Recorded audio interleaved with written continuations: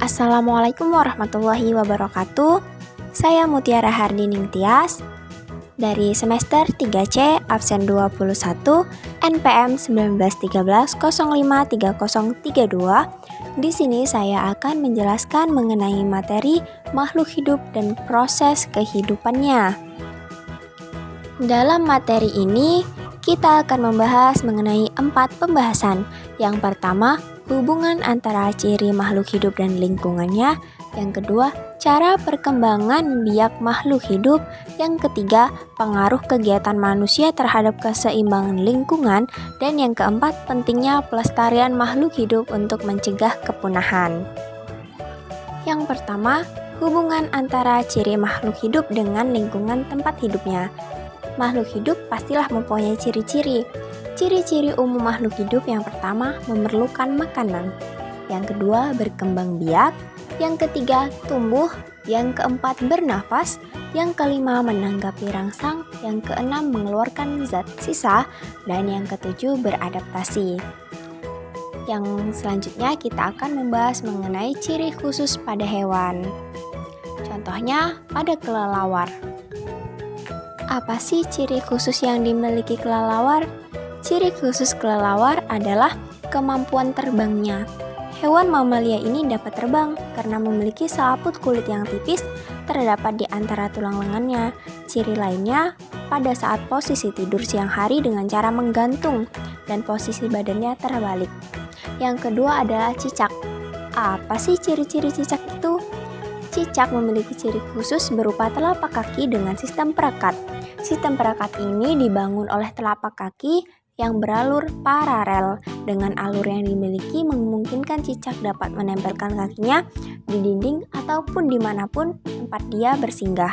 Ciri lain, cicak itu dapat memutuskan ekornya untuk mengelabuhi musuh yang akan menyerangnya. Itulah beberapa ciri-ciri khusus pada hewan, dan masih banyak yang lainnya harus kita pelajari. Selanjutnya kita akan membahas mengenai ciri khusus pada tumbuhan.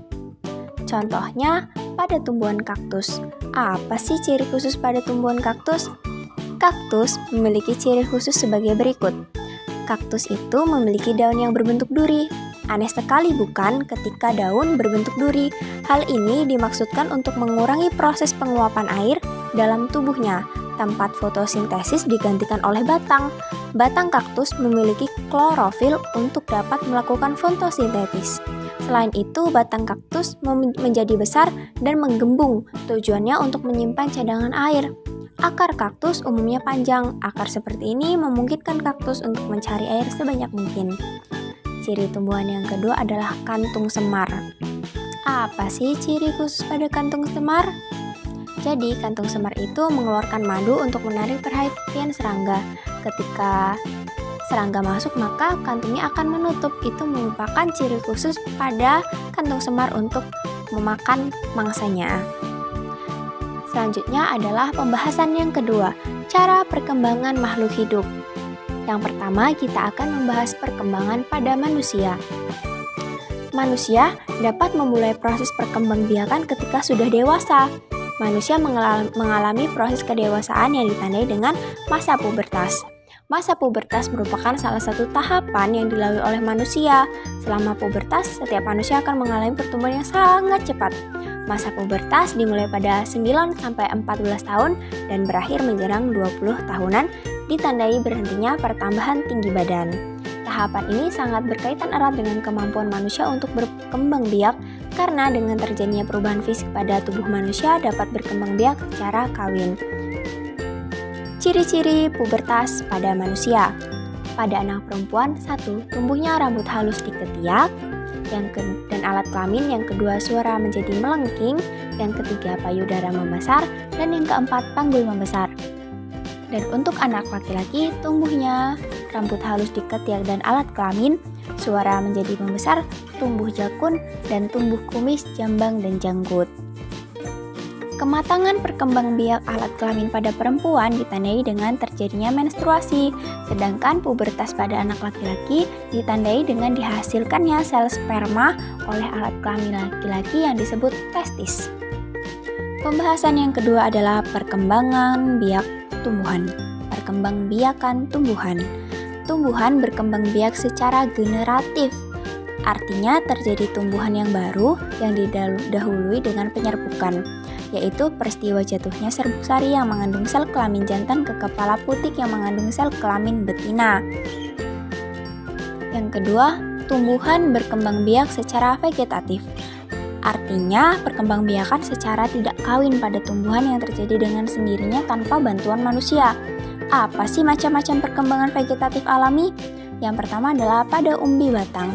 Umbi batang yang tumbuh di dalam tanah, ujungnya menggelembung menjadi umbi. Umbi batang sebenarnya merupakan cadangan makanan bagi tumbuhan itu. Yang kedua, umbi lapis.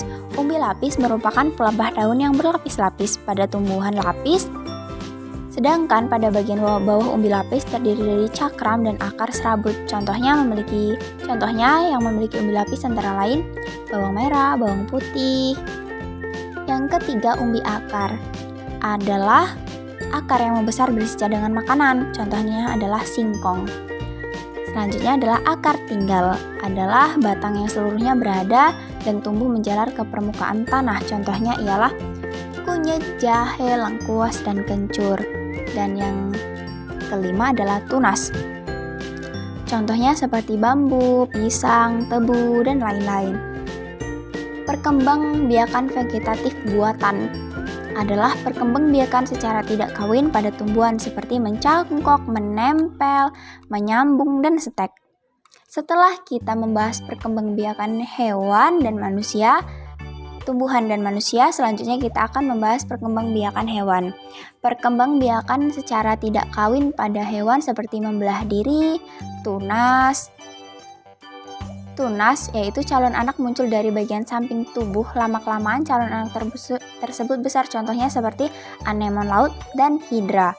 Perkembangbiakan generatif atau kawin pada hewan seperti contohnya vivipar atau melahirkan, ovivivipar bertelur, dan hewan bertelur atau ovovivivipar yaitu melahirkan atau bertelur. Pembahasan yang ketiga adalah pengaruh kegiatan manusia terhadap keseimbangan lingkungan. Ekosistem adalah hubungan saling ketergantungan antara makhluk hidup dan lingkungannya.